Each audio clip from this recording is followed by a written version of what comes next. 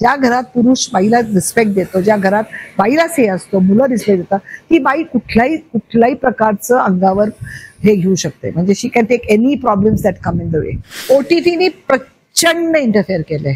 एक इन्सिक्युरिटी फिल्म्समध्ये आणि सिरियल्समध्ये जाणवते आता, जी नव्हती आधी. आता जे कॉर्पोरेट वर्ल्ड आल्यामुळे ना, हे जे मॅनेजर्स आलेत ना, इतकं भीतीदायक झालंय अमृता, की माझ्यासारखी बाई सुद्धा चारदा विचार करते. कारण एक टोळी बसते यंग लोकांची, ती तुमची स्क्रिप्ट वाचते पहिल्यांदा. आर्टिस्ट पर्यंत तुम्ही पोहोचतच नाही. ती टोळी सांगते की हा वेळ स्क्रिप्ट, ते 10-15 मिनिटं तुम्हाला भेटतात. अर्ध्या लोकांना तुम्ही कोण असता काही माहित नसतं, तर तुम्ही जाऊन तुमचं बायोडेटा सांगायचा त्यांना की मी असं केलं, मी तसं केलं. अच्छा, देन दे विल से. मग ते तुमचे स्क्रिप्ट वाचतात. आता अशा कंपनीज आहेत ज्यांच्याकडे सगळे साईन्ड असतात. त्या कंपनीमध्ये सगळे यंग लोक आहेत. त्यांनी स्वतःहून काही डिरेक्ट केलेलं नाहीये. विनोद खन्ना सेटवर आले, असं वाटलं एक पॅन्थर्स आलं, ते एवढा मोठा सेट आले आणि स्क्रिप्ट बघितलं. तर मी 3-4 शॉर्ट्स घेतले होते. तर मी त्यांच्याकडे गेले आणि म्हटले, सर ही स्क्रिप्ट आहे, you have to walk and come and stand here and do this. तर मला म्हणले, no I will not do this. मला 2 मिनिटात सर्र झालं. मी म्हटलं, आता मी जर आर्ग्यू केलं यांच्याबरोबर, हे फुल फिल्म माझी केस घेणार. If I give in and say okay okay sir we will do what you say, Raveena Tandon उद्या सकाळी डिरेक्टर बनणार.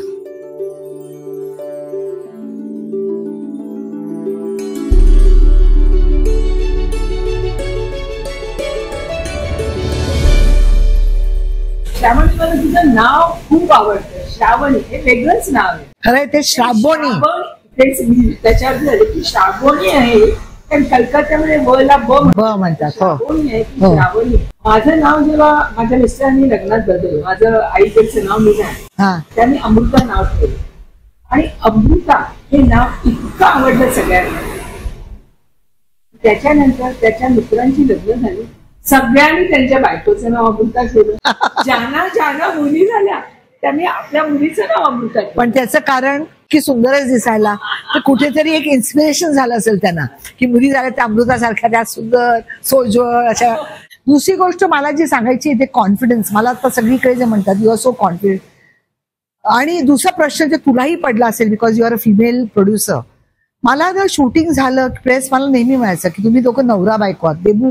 देबूचं खूप कॉन्ट्रीब्युशन होतं, कारण जे सिनेमे सुरुवातीला मी केले तो माझा पहिला प्रेक्षक होता. कारण आमच्या वेळेला व्हिडिओ असेच नव्हता, तर मी जे काही शॉर्ट डिव्हिजन करायची तो पहिला वाचायचा. तर माझं काही चुकत असेल तर त्यांनी मला डेफिनेटली करेक्ट केलेलं आहे की म्हणून चुकतंय, can we do it this way. So he definitely help me. तो पहिला प्रेक्षक तो होता. पण एक रिस्पेक्ट व्हॅल्यू आम्ही खूप सेटवर ठेवली होती की एकमेकांना कसं रिस्पेक्ट. मी त्याला दादा म्हणायची, देबूदा, कारण सगळे म्हणायचे आय वुड नॉट हे देबू म्हणून नाही हाक मारायचे. पण प्रेसची प्रत्येक वेळेला मला प्रश्न विचारला की तुम्ही दोघं नवरा बायको आहेत, मग घरी तुमचं. म्हटलं घरी मी शूटिंग करत असते का, घरी मी बायकोच आहे. आणि अमृता तुला खोटं वाटेल, I was a home maker. म्हणजे जेव्हा घरी होते I was a home maker. I was enjoying being at home, taking care of my mother. मी देबूसाठी सगळा स्वयंपाक शिकले. पालाची उसळ, काणे राण्याची उसळ, त्याच्या ताकातली भाजी, सगळं ते केलं. आणि त्याच्यासाठी मला काही असं वाटलं नाही. पण at the same time the respect Debu gave me, की माझा हे जो कॉन्फिडन्स आहे तो देबूने दिलेला रिस्पेक्ट पोटी. आणि मी प्रत्येकाला सांगते की ज्या घरी पुरुष बाईला रिस्पेक्ट देईल त्या घरची बाई समाजात कुठेही कॉन्फिडन्सनी वावरेल. कारण तो रिस्पेक्ट फॅमिलीमध्ये सुरू होतो. जेव्हा मुलं आईला रिस्पेक्ट देतील, नवरा आईला रिस्पेक्ट. तुला काय कळतंय, मी कितीदा ऐकते या घरात, तुला काय तू का तिला कळत नाही, ती पण तुमच्यासारखी शिकलेली, तिलाही म्हणणं आहे. हे कुठल्याही तुम्ही बोलता तिच्याशी. ज्या घरात असं दाबलं जातं त्याचं 2 प्रकारे महिला बाहेर येतात. आईला त्या खूप रिबेल करून काहीतरी वेगळंच करतात, किंवा ते अगदीच हे होतात. तर जे हे रिस्पेक्ट लेव्हल ना, असं मला वाटतं की याच्यासाठी फेमिनिझम करायची गरज नाही. ज्या घरात पुरुष बाईला रिस्पेक्ट देतो, ज्या घरात बाईला से असतो, मुलं रिस्पेक्ट देतात, ती बाई कुठल्याही प्रकारचं अंगावर हे घेऊ शकते. म्हणजे she can take any problems that come in the way. आता तू बेंगॉली म्हणजे खातच असतो. हो. पण लग्न लावून तू वेगळं फॅमिली, ब्राह्मण फॅमिली, फिश खात होते का? त्यांच्याकडे फिश नव्हते खात, पण माझे मोठे दीर रामभाऊजी त्यांना फिश खूप आवडायचं. आणि मलाही माहित नव्हतं. तर लग्नाच्या आधी मी जेव्हा गेले त्यांनी मला एकदा विचारलं होतं की तुला फिश येतं का. म्हटलं हो का, मला एवढं स्वयंपाक येत नव्हता. आमच्याकडे स्वयंपाकाला हे होतं, कामाला हेल्प होते. तर मी सांगितलं तुम्ही घेऊन या, फिश मी बनवते. आणि मी एवढं तेल कढईत सगळ्या बघत बाकीच्या. आणि तेव्हाचा काळ वेगळा होता, 80s मधलं पुन्हा वेगळं होतं. आणि मी अप्रतिम फिश फ्राय केलं, कारण मला ते माहित होतं बेंगाल लोकांचं फिश फ्राय म्हणजे मीठ हळद हे लावून असं सारस्वत यांच्यासारखं वाटण घाटण नसतं. आणि ते फिश फ्राय छान झाला, पण ते इतकं तेल उरलं त्यांच्या घरी की त्यांच्यात चर्चा झाली दुसऱ्या दिवशी की एवढं तेल कोकणस्थानच्या घरी एवढं तेल फिशचं वेस्ट, म्हणजे खूप चर्चा. पण they would eat. My indoor साईडचे मुलं होती ती घरी आली की मला म्हणायचे काकू तू प्रॉन्स बनव, तू हे बनव, फिश बनव. पण घरी आमच्या नाही चालायचं, सासूबाईंना नाही चालायचं आणि ते पाळायचो आम्ही. पण आता काय, आता तर सगळ्या गोष्टी बदलल्यात. जनरेशन मी आता सोडले फॉर हेल्थ रिझन नाही. देबूला एवढं आवडत होतं, देबू लव्ह नॉनव्हेज, पण मी आता हेल्थ रिझन साठी थोडंसं सोडलंय. I become vegetarian because of health reason, Deodhar फॅमिलीसाठी नाही. शक्ती आणि सई यांचा किती सहभाग असतो? तरी सगळं तुमच्या फिल्मी वातावरण, तुम्ही सगळे याच क्षेत्रातले, मग घरी हेच विषय चालतात का? सकाळी उठल्यापासून संध्याकाळपर्यंत आल्यानंतर प्रत्येक जण आज माझं शूटला असं झालं, आज माझं असं झालं, चॅनलमध्ये असं झालं, याच गप्पा होतात का? नाही, आमचं खूप साधारण हॅपी यंग कुटुंब आहे. शक्ती आणि सई आणि त्यांचे फ्रेंड्स हे इतके छान लोक आहेत की व्हेरी पॉझिटिव्ह आहेत. आणि देवाच्या कृपेने आय लॉस्ट देबू गेल्यानंतर नक्षत्र वॉज बॉर्न एका वर्षात, सो दॅट ते मला खूप कॉम्पन्सेट झालं की नाच झाल्यामुळे मला. आणि सई आणि शक्तीने इतकं मला सामावून घेतलंय आपल्या विश्वात आणि त्यांच्या मित्रपरिवार. तुम्हाला खोटं वाटेल की मी प्रत्येक सुट्टीला त्यांच्याबरोबर असते, प्रत्येक पार्टीला. म्हणजे कधी कधी असं आहे आम्ही ऍडजस्टंट फ्लॅट्समध्ये राहतो, तर मी कधी कधी रात्री झोपले तर सगळे फ्रेंड्स येऊन म्हणतात वेज आंटी, तर सई म्हणते she is gone to sleep. ते येऊन मला उठवतात, aunty get up, why you sleeping. तर त्याच्यामुळे कुठेतरी मला सई शक्ती असल्यामुळे, नक्षत्र असल्यामुळे मला जाणवत नाही ते की ती पोकळी आहे. देबू गेल्याची, मम्मी पापा गेल्याची खूप पोकळी आहे, पण हे लोक जाणवू देत नाही. आणि आमच्या घरातलं वातावरण खूप सुंदर आहे. एक तर सई आणि मी खूप अध्यात्माकडे सध्या वळलोय, म्हणजे आमच्या अनायासे आपोआपच झालंय. सो स्पिरिच्युअल गप्पा खूप असतात. सई खूप काही ती वाचलं तर मला सांगते मम्मा हे असं आहे, मी बोलते. ऑफकोर्स आम्ही डिस्कस करतो, चांगले शोज डिस्कस करतो. मी ज्युरीवर असते प्रत्येक ह्याच्या मोस्टली, तर ते येऊन सांगते मी ही छान फिल्म बघितली किंवा हे केली. शक्तीचं कधी, शक्ती कमी बोलतो आमच्यात, सई आणि मी जास्त बोलतो. पण definitely Sai comes and discusses की ही फिल्म छान झाली किंवा वाईट झाली. सई स्क्रिप्ट वाचून दाखवते, आता ती डिरेक्टर बनली आहे, तर खूपदा आमच्या घरात ते वातावरण असतं की आम्ही स्क्रिप्ट वाचून दाखवतो एकमेकांना. तुला असं वाटतं का श्रावणी, आता जो आपण सिनेमा बघतो, हो, सिरियल आणि चित्रपट आणि आलेलं OTT, त्याच्यामुळे चित्रपटांवरती, सिरियलवरती खूप फरक पडलाय असं वाटतं. त्या दर्जाची चित्रपट म्हण किंवा सिरियल बनत नाहीये, याविषयी तुझं काय म्हणे? किती त्यांनी इंटरफेअर केलेलं आहे? OTTने प्रचंड इंटरफेअर केलंय. एक इन्सिक्युरिटी फिल्म्समध्ये आणि सिरियल्समध्ये जाणवते आता, जी नव्हती आधी. म्हणजे हिंदीमध्ये सुद्धा, हिंदीमध्ये पण प्रचंड, नाही सगळीकडे, बेंगॉलमध्ये पण आलेलं आहे. सगळीकडे OTT मुळे ना खूप इन्सिक्युरिटी आली. एक तर इतकं इझिली ऍक्सेसेबल झालंय, ते पण रिमोट वरती झालेलं आहे, आणि ऑडियन्स पण तेवढं हे झालंय की बघण्यात. तर सिनेमा, आणि मला तरी ऍज अ प्रोड्युसर जाणवतीये जेव्हा मी आता बनवते की एक इन्सिक्युरिटी ऑफ सब्जेक्ट्स. लोक आता घाबरतात कुठलाही सब्जेक्ट हँडल करायला, कारण OTTचं कॉम्पिटिशन एवढं आहे. आणि प्युरिटी, आधीच्या काळी असं होतं अमृता, तूही एक्सपिरियन्स केलं असेल ॲज अ प्रोड्युसर, की एका मेकरला जो एक सब्जेक्ट आवडायचा तो जाऊन, अजून काही मेकर्स असे करतात की ते जाऊन तो बनवायचा. जसं तू श्यामची आई पण आता बनवला की इतकं तुला मनापासून, तुझी दोन्ही आता फुलराणी पण तू मनापासून बनवलं सिनेमा आहे, ते तुला सब्जेक्टमध्ये विश्वास होता. तू ते बॅलन्स नाही केलं की कुठल्या चॅनलवर विकलं घेतलं जाईल, मग त्याच्यात एलिमेंट्स आहेत का, मग कोण ऍक्टर्स घेऊया, त्यांचं आहे का फॉलोअर्स, हे आहे का, हे सगळं तू काय केलं? तू प्रामाणिकपणे केलं. ते सगळी काही सारासार नाही दिसत. अगं प्रत्येक विषय बघणारा प्रेक्षक वर्ग वेगळा आहे. अगदी बरोबर, अगदी बरोबर. जरी विषय घेतला तरी श्यामची आई हा विषय आवडणारा प्रेक्षक वर्ग एकदम करेक्ट.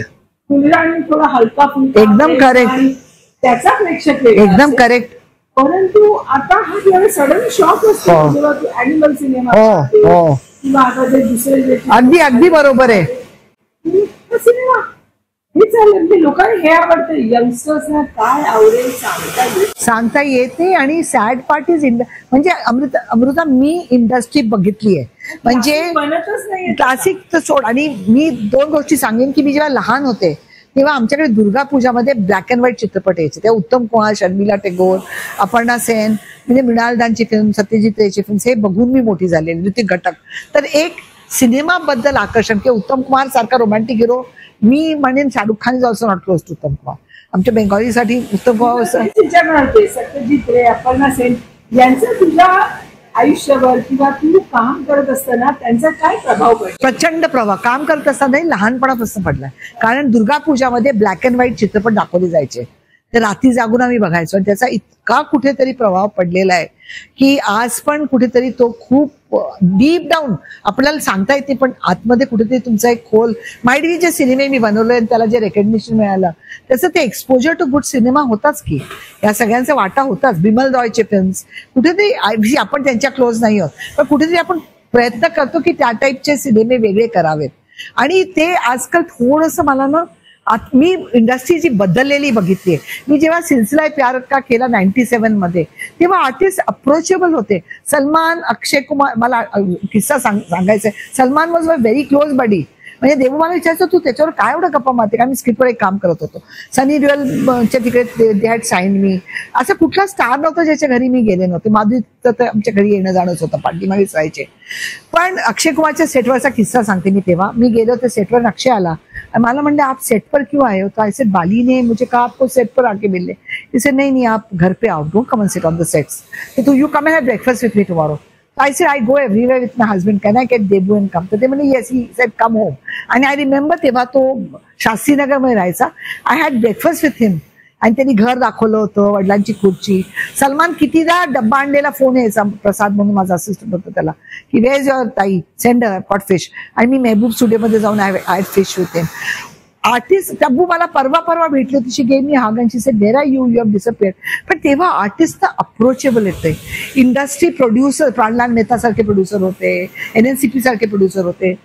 आता जे कॉर्पोरेट वर्ल्ड आल्यामुळे ना, हे जे मॅनेजर्स आलेत ना, इतकं भीतीदायक झालंय अमृता, की माझ्यासारखी बाई सुद्धा चारदा विचार करते. कारण एक टोळी बसते यंग लोकांची, ती तुमची स्क्रिप्ट वाचते पहिल्यांदा. आर्टिस्ट पर्यंत तुम्ही पोहोचतच नाही. ती टोळी सांगते की हा वेअर इज अ स्क्रिप्ट. ते 10-15 मिनिटं तुम्हाला भेटतात. अर्ध्या लोकांना तुम्ही कोण असता काही माहित नसतं, तर तुम्ही जाऊन तुमचं बायोडेटा सांगायचा त्यांना की मी असं केलं, मी तसं केलं. अच्छा, देन दे विल से. मग ते तुमचे स्क्रिप्ट वाचतात. आता अशा कंपनीज आहेत ज्यांच्याकडे सगळे साईन्ड असतात. त्या कंपनीमधली सगळे यंग लोक आहेत. त्यांनी स्वतःहून काही डिरेक्ट केलेलं नाहीये. त्यांचा एक्सपिरियन्स काय जेवढं ते नॉलेज, ते काय जे नॉलेज ते जज करणार तुमचं स्क्रिप्ट. मग ते आर्टिस्टला जाऊन सांगणार की मी दिस पर्सन. तर आजकाल सिनेरिओ इतका बदललाय की मी म्हटलं की इंडस्ट्री किती बदलली. एकेकाळी एव्हरीवन वॉज अप्रोचेबल, की तुम्ही जाऊन भेटत होता, सांगत होता की मला फिल्म करायची आहे आणि तेव्हा हेल्पिंग यू. आता तर इट्स एव्हरीथिंग असे जे OTT कॉर्पोरेट पैसा एवढा माप आलेला आहे, इतका पैसा आलेला आहे. म्हणजे एक कुठेतरी ना वल्गॅरिझम सुरू झालेलं आहे. मला वाटतं एका लिमिट नंतर कुठली गोष्ट अति झाली ना की ती वल्गर होते. एका लिमिट नंतर पैसा खूप एक्स्ट्रा व्हायला लागला मेकिंग मध्ये, आर्टिस्टना, डिरेक्टर्स पण आजकाल काय अमाप पैसा घेत आहे. कुठेतरी मला वाटतं प्युरिटी, आज ऋषिकेश मुखर्जी यांच्यासारख्या लोकांची एक प्युरिटी होती, सिम्प्लिसिटी होती. सिम्प्लिसिटी जाणवते असतं. सिम्प्लिसिटी मी सिलसिला प्यार का केला, मी पहचान केला, मी अजून एक एबी कॉप साठी फिल्म केली ती अजगावकर अँड फॅमिली. असे 3 फिल्म्स तर माझे झालेच होते. आणि त्याच्यानंतर I take go sabbatical from films. कारण हिंदी चित्रपट क्षेत्रातील अभिनेते म्हणून सिलसिलामध्ये येस, करिश्मा आणि चंद्रचूड होता. करिश्मा तेव्हा नंबर 1 हिरोईन होती. दिल तो पागल आहे ते चाललेला. अतिशय चांगला अनुभव होता, कारण इतकी ती सेटवरती येऊन रिस्पेक्ट करायची. कारण शी सेड की यू नो युअर जॉब. मला खूप पहचान जे चित्रपट केला त्याचा मला किस्सा सांगायला आवडेल. मला कॉलेजपासून विनोद खन्नावर प्रचंड क्रश होता. म्हणजे Vinod Khanna was a hero I looked up to. म्हणजे शूटिंगला जाताना मी देबूला म्हणायचे की देबू आय एम विनोद खन्नाला. सो देबू से हो म्हणे पण ती डिरेक्टर डोंट फॉरगेट. इतकं मी हसायचो. रवीना टंडन प्रोड्युसर, रती अग्निहोत्री होती आणि शूटिंग सुरू झालं. रवीना टंडन बरोबर शूटिंग केलं. रवीना टंडन छान झालं, पण ती सारखं म्हणायची मी डायलॉग बदलू का. ना to say no, you cannot change. मग मी तिला एकदा एक्सप्लेन केलं. म्हटलं रवीना मी का तुला सांगते तू डायलॉग नाही बदलू शकत. माझं शॉर्ट डिव्हिजन डायलॉग्स वरती असतं. तर तुझं प्रत्येक डायलॉग रायटरचा रिदम असतो. तर तू जर मध्येच डायलॉग बदल असतं तर माझा रिदम बदलेल आणि माझं शॉर्ट डिव्हिजन नाही होणार तो आपण. तर तुला जे सांगायचं रायटर्स आहेत त्यांच्याकडनं बदलून घे. तर तिने मान्य केलं. मग विनोद खन्ना आले आणि तेव्हा विनोद खन्ना पॅन्थर सारखा दिसायचा. And the way he walked, हो ना, म्हणजे real he man. Vinod Khanna सेटवर आले असं वाटलं एक पॅन्थर चालत येते, एवढा मोठा सेट आले आणि स्क्रिप्ट बघितलं. तर मी 3-4 शॉर्ट्स घेतले होते. तर मी त्यांच्याकडे गेले आणि म्हटले, सर ही स्क्रिप्ट आहे, you have to walk and come and stand here and do this. तर मला म्हणले, no I will not do this. मला 2 मिनिटात सर्व झालं. मी म्हटलं, आता मी जर आर्ग्यू केलं यांच्याबरोबर तर हे फुल फिल्म माझी केस घेणार. If I give in and say okay okay sir we will do what you say, Raveena Tandon उद्या सकाळी डिरेक्टर बनणार. काय करू? तर मी माझ्या असिस्टंटला बोलवलं. म्हटलं क्लिपबोर्डला स्क्रिप्ट घेऊन ये. त्यांनी स्क्रिप्ट आणली. मी म्हटलं, सर 4 पेज का सीन है, आप पूरा शॉर्ट डिवीजन करके दो मुझे, विल गो योर वे, पर फुल सीन ना, 1-2 शॉट नहीं बताओगे आप. And I looked up at him and I said, sir ये 4 शॉट ले लो ना, मैंने शूट किए हैं, तो ये ले लो आप, बाकी आप बताओ. चलो सर, कहाँ तक लू? तो he looked at me and smiled. कारण कुठले आर्टिस्टला इतकं 4 पेज थोडं शॉर्ट डिव्हिजन देणार आहे. So I smiled back. So he said, मी ह्या शॉटला नाही येणार. म्हटलं, नका येऊ, तुम्ही 3 शॉट, अजून 3 लाईन्स आहेत, पण तुम्हाला येऊन इकडेच उभं राहायचंय. तर ते म्हणले, okay. I said, sir we go my way from today. He said yes. आणि शूटिंग सुरू झालं. त्या दिवशी संध्याकाळी त्यांनी मला बोलवलं, पाठ थोपटली. ते म्हणले, वुमन यू हॅव कन्व्हिक्शन. तर म्हटलं, सर तुम्ही असं का घेतलं पंगा माझ्याशी? ते म्हणजे, श्रावणी आर्टिस्ट पण इन्सिक्युअर असतो, तो पण गेज करतो की डिरेक्टरला किती येत आहे, कोणाच्या हातात मी स्वतःला देतोय. मग एकदा मला कळलं की नो चिजो जवळ मध्ये मला व्ह्यू फाइंडर आणून दिला होता, lunch. So it was a beautiful experience. Danny सरांबरोबर पण एक किस्सा झाला होता. डॅनी सर आले सेटवर आणि मी शॉट लावला. क्रेन होता, क्रेन शॉट मला आठवते, देबू क्रेनवर होता, करिश्मा उभी होती, चंद्रचूड उभा होता. डॅनी सर आले, एका पॉइंटला ओरडाआरडी सुरू केली, काय इधर क्यों है, by this shot, move the camera. I said, नहीं sir camera can't move, wall है, तोड़ दो दीवार को. माझ्या लक्षात आलं काय ती problem. So I walk to I said, sir what is the problem? So I said, sir आपको डायलॉग्स नहीं याद आ रहे. तो ते जरासे असे झाले. I said, don't worry, I will change the dialogue, don't shout. ऐसे सर शाउट मत करो, बच्चे लोग छोटे हैं, नर्वस हो जाएंगे, यू टेल मी ना, I will change the dialogue. म्हटलं, देबू खालती है, कॅमेरा खालती है. आय सेड, सर कहाँ तक लू? सो त्यांच्या ते लक्षात आलं की she is caught it, I can not learn so much. So then I told him, I said, sir मैं क्रिकेट खेल के नहीं आई हूँ, 6 साल असिस्ट किया है, काम किया है, आप मत चिल्लाओ ना, आप बोलो ना मुझे, मैं करती हूँ. मग त्यांच्याबरोबर पण इतकी माहिती झाली. आणि त्यांच्यावर एक स्वित्झर्लंडला किस्सा झाला होता. आम्ही शूटिंग करत होतो. त्यांनी सांगितलेल्या माणसांकडनं मी कपडे शिवून घेतले होते आणि ते कसे आटले मला माहिती आहे. आणि स्वित्झर्लंडला तेव्हा आतासारखं नाही, एक बसमध्ये सगळे प्रवास करायचे आणि लिमिटेड पिरियडसाठी हेलिकॉप्टर होतं आमच्याकडे. आणि आम्ही उतरलो आणि लक्षात आलं डॅनी सरचे कपडे श्रिंक झालेत. तर त्यांनी काय केलं, जोरात बसमध्ये टीव्ही सेटला ते मारलं आणि उतरले. त्यांच्या हाताला रक्त पण आले आणि ते उतरले खाली, ते निघून गेले चालायला. आणि आम्ही स्वित्झर्लंडमध्ये असे उभे, हेलिकॉप्टर आलेला वेळ जातोय, एनएनसीपी प्रोड्युसर होते आणि बघतोय आम्ही की कधी येणार डॅनी सर. थोडी चालून फुलून आले, शांत होऊन. मग मी चलो अभी करते हैं. सो ऐसे, सर आप कहाँ गए थे? I lost it, I went for a walk. I said, sir, even I lost it. Next time you take me along. I might you carry me because I can't walk as fast as you. Because I said, as a director, even I lost it by your behavior. He just looked at me and smiled. And then we shot. So असे किस्से खूप, पण कुठेतरी you have to balance out. You have to go through it. So I've had my fun. I have had my असे moments आलेले आहेत. पॅनिकचे पण सरकारनामाच्या वेळेला पॅनिक मोमेंट झाला होता जेव्हा Yashwant Datta had taken sick. त्याला चालताच येत नव्हतं. सो तुझे फ्युचर प्लॅन्स काय? फ्युचर प्लॅन्स म्हणजे आता थोडे वर्ष आधी I taken up a job as a CEO of a company which I just resign because I felt. Sai एन माझी स्वतःची कंपनी आहे, purple morning movies.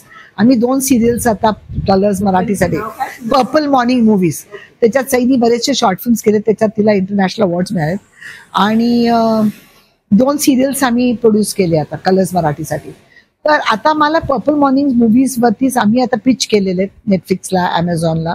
We are waiting the hey. Secondly, Sai आता डिरेक्टर म्हणून she is coming up in a big way. तिची एक Hindi film पण बिना शक्कर की चाय थोडं शूटिंग राहिले आणि हे, आणि तिचे काही सब्जेक्ट्स आहेत which I would like to be a creative director and work with her. आणि पुढे जाऊन मला पुण्यामध्ये finally I want to go and open a film school in Pune. म्हणजे इतके वर्ष शिकलेलं ह्याचं मला राईट वे मध्ये फिल्म स्कूल पुण्यामध्ये उघडायचं. मी त्या दृष्टी पुण्यात प्रयास सुरू केला आहे. एक चांगलं फिल्म स्कूल पुण्यामध्ये मला उघडायचं.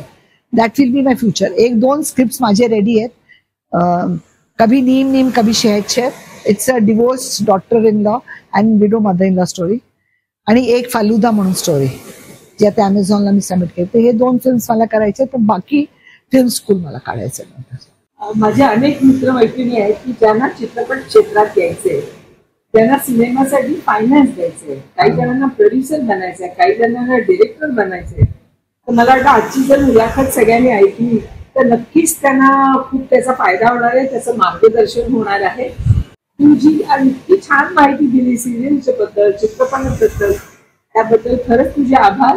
आणि तुझे जे जे काय प्रोजेक्ट आहेत तुझे सईचे, ते सगळे पूर्ण होत अशा मी शुभेच्छा तुला देते.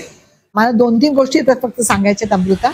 एक I am so thankful to the industry की मला सामावून घेतलं. I am very proud. आज माझं जे नाव आहे, माझं अस्तित्व आहे, इंडस्ट्रीनीच मला दिलं. आणि हे जे केलं, वाटचाल चालली माझी, ते इंडस्ट्रीमुळे. आपल्या इंडस्ट्रीबद्दल खूप लोकांची चुकीची मतं असतात की त्यांना वाटतं की ज्याला काही करता येते काय तो ह्या इंडस्ट्रीमध्ये येतो. तसं नाही आहे. याच्यात पण हार्डवर्क आहे, याच्यात पण एक सायन्स आहे. तर ह्या इंडस्ट्रीकडे थोडंसं लोकांनी वेगळ्याने बघावं अशी माझी खूप इच्छा आहे. त्याच्यात मला सांगावंसं वाटतं, मला तुझं खूप कौतुक वाटतं. मी हे शो मध्ये तुम्हाला बोलवलंच म्हणून नाही, मी प्रत्येक एपिसोड तुझा बघितलाय आणि मला आवडतो, पण त्याच्यासाठी नाही. मी आज हे सगळं जे बोलले एका डिरेक्टरमुळे, डिरेक्टरला कसं वाटेल ते, पण एका डिरेक्टरच्या पाठीमागे एक खमका प्रोड्युसर असतो जो रिस्क घेत असतो. त्याचं रिस्क खूप मोठं असतं कारण तो ब्लाइंडली पैसे लावत असतो. त्याला माहित आहे आपल्या इंडस्ट्रीमध्ये 2+2 कधी 4 नसतो. तो 400 होतो, कधी 0 होतो, कधी 4000 होतो. तर तो प्रोड्युसर खमक्यापणे उभा असतो. आणि तू या फील्डमध्ये येऊन तू असे दर्जेदार सिनेमे बनवले. आणि मला जे आवडतं की तू स्पिरिटेड आहेस. तू कधी त्याचं ना इतकं रिटर्न्स आले, इतके आले, त्याच्यावर दुसरा चित्रपट ठरवत नाहीस. तू मनापासून चित्रपट बनवतेस. So it is not easy. आणि तू तुझी डिग्निटी खूप ठेवली आहेस ॲज अ प्रोड्युसर. तर मला कुठेतरी तुझं सुद्धा कौतुक करावं वाटेल की today I am feeling so honoured in a company of a lady who is really achieved. And it's not a खायचं काम नाही टू बी अ प्रोड्युसर. मला तुझं खूप कौतुक वाटतं. मी तुझे प्रत्येक एपिसोड बघितले, मला ॲज अ ऑडियन्स खूप आवडले. तर मला वाटतं प्रत्येक ऑडियन्सने तुझा हा शो बघावा, अमृता फिल्मचा 1-on-1. कारण काय आहे की कुठेतरी एक आर्टिस्ट किंवा टेक्निशियनच्या आतमध्ये दडलेला जो माणूस असतो त्याला तू इतकं खरेपणाने, एक तर तुझ्या घरी इंटरव्ह्यू होतो, इतक्या सुंदर वातावरण, तर माणूस ऑटोमॅटिकली रिलॅक्स होतो आणि तो सगळं खरं बोलायला लागतो. तर माझी अशी इच्छा आहे की लोकांनी खूप मोठ्या संख्येने हा शो बघावा. आणि छोटीशी तुझ्याकडे एक अर्जी आहे की फक्त इंडस्ट्रीमधले लोक नाही, तू बाकीच्या फील्डच्या लोकांना सुद्धा इंटरव्ह्यू करावा. तर सगळ्या स्टॅटा ऑफ सोसायटीचे लोकांच्या ओळखीचे होतील आणि लोक तेवढं आवर्जून बघतील कारण तू छान पद्धतीत कंडक्ट करतेस. थँक्यू. आणि एक विनंती आहे की तुम्ही हा शो जेव्हा बघता त्याला प्लीज सबस्क्राईब करा. कारण सबस्क्रिप्शनला पैसे पडत नाहीत. तर तुम्ही सबस्क्राईब केलं तर मोठ्या प्रमाणात अमृता वेगळ्या स्टॅटाचे लोकांना इंटरव्ह्यू करून तुमच्यापर्यंत आणू शकेल. Thank you so much. मी तुला म्हटलं त्याच्याप्रमाणे माझ्या स्पॉन्सरनी तुझ्यासाठी गिफ्ट पाठवलेले आहेत. हे कॉफी वीक करण्यापेक्षाही मोठा हॅम्पर वाटतोय. Doctor GD. पोळ यांचं मेडिकल कॉलेज आहे आणि हॉस्पिटल आहे आयुर्वेदाचं. त्याने हे सगळे आयुर्वेदिक प्रॉडक्ट पाठवले. च्यवनप्राश आहे विदाऊट शुगर, हर्बल टी आहे, मसाज ऑइल आहे, मसाज क्रीम्स आहेत. ते सर तू खूप एन्जॉय करशील. डॉक्टर पोळ वा. हे निरगुडकर फार्म्स तर्फे आहे. बर. सगळे ऑर्गॅनिक प्रोडक्ट आहेत. स्वतःच्या फार्म मध्ये केलेले प्रोडक्ट आहेत. ते कुठेही केमिकल वापरले नाही. सगळं शेणखत वापरून सगळं पिकवलं जातं. आणि सगळ्या बायका घरी बसून हे प्रोडक्ट करतात. सगळं खाऊ आहे. आणि तुझ्यासाठी खूप प्राईड वाटत असेल की your daughter was heading this. It's a proud moment for me. तुला गंमत सांगू का, ह्या स्पॉन्सर मध्ये माझ्या 2 सुना आहेत ना, मला इतकं कोऑपरेट करतात. त्या स्पॉन्सर करतात. लवली. त्याच्यामुळे मी हा शो कॅरी करते. म्हणून तू मी जे बोलले ना की ज्या फॅमिली मधलं सपोर्ट येतो तिकडची बाई पुढेच जाते. I am so happy and proud. Not only हे गिफ्ट परंतु पैसे सुद्धा मला जो खर्च लागतो ते माझ्या सुना देतात. अरे देव करो. नवऱ्याचा सपोर्ट आहे पण परंतु दोन्ही सुनाही मला सो हॅपी फॉर यू. मग तू कर, आम्ही आहोत, तू कर. आम्हाला सासू पण तशीच आहे ना, दोन्ही आता टाळी वाजते. आता ते त्या एका सुनेचं म्हटलं तसं हे ती डेंटल सर्जन आहे. तिने हे सगळे ओरल हेल्थचे प्रोडक्ट दिलेले आहेत. आणि तुला सगळे डेंटल ट्रीटमेंट 1 वर्षासाठी फ्री आहे. अरे वा. नो आय कॅन्ट बिलीव्ह दिस. हा, तर ते सर्व आहे ते तू बघ. दात क्लिनिंग वगैरे अगदी मेजर नसेल परंतु जे सर्व बेसिक इयरली चेकअप वगैरे सगळे तुला ते फ्री आहे. बापरे, केवढे ही माझी एक मैत्रीण आहे अनिता पाध्ये म्हणून. हो, माहितीये मला. हो, तिने हे पुस्तक लिहिले. हे पुस्तक तिने तुझ्यासाठी पाठवलं. वा वा. या पुस्तकासाठी तिला राष्ट्रीय अवॉर्ड मिळालेला आहे. हिंदी इंडस्ट्रीतले 10 सिनेमा तिने निवडले आणि त्यांच्यावरती 10 लव्ह स्टोरीज वरती हे पुस्तक आहे. वा, it be fun to read this. Anupama नॉल ना. हो हो हो. त्यानंतर हे तुला गरज नाहीये मला माहितीये, पण एक कन्सिलर आहे आणि ह्या 2 लिपस्टिक्स आहेत London. Thank you so much, you pampering me so much. Thank you. आता हे सिरो या कंपनीचे प्रोडक्ट आहे. हे एक बाटलीची किंमत 4 ते 5 हजार आहे. अमेरिकन प्रोडक्ट्स आहेत, परंतु या कंपनीने इकडे आणून त्याचं अनालिसिस केलंय आणि सेम प्रॉडक्ट इंडियामध्ये बनतात. त्याची किंमत 300 ते 400 रुपये आणि अमेझॉन वरचं हॉट सेलिंग प्रॉडक्ट आहे. ते जवळजवळ 250 ते 300 प्रोडक्ट आहेत. कार्यक्रम वेगवेगळे आहेत सर्व. मॉस्किटो रिपेलंट आहे, कॉक्रोच वरती आहे, चष्म्याची काच, वेगवेगळे आहेत. कुठले तरी 5 मी दिलेले आहेत. आणि असे 250 प्रॉडक्ट आहेत या कंपनीचे. सगळे अमेझॉन वरती उपलब्ध आहेत. त्याची सगळी लिंक वगैरे कार्यक्रम संपताना दाखवते. हो. आणि हे डॉक्टर पल्लवी प्रधान म्हणून आहे. तिने कुपन दिले. त्यातलं एक पहिलं फेशियल ती फ्री देते आणि नंतरच्या फेशियलना ती 20% डिस्काउंट देते. पण त्या एका फेशियलची किंमत 5,000 रुपये आहे. बापरे. ती सगळं तिचं घेऊन घरात येते. बेड पासून सगळं घेऊन येते आणि स्वतः डॉक्टर आहे, त्यामुळे ती स्किनचं टेस्टिंग करते, त्याप्रमाणे प्रॉडक्ट बनवते आणि तुला सर्व्हिस. माझ्या आलेल्या प्रत्येक सुंदर, त्याच्यामुळे का मृता तुला मस्तानी म्हणते आल्यापासून.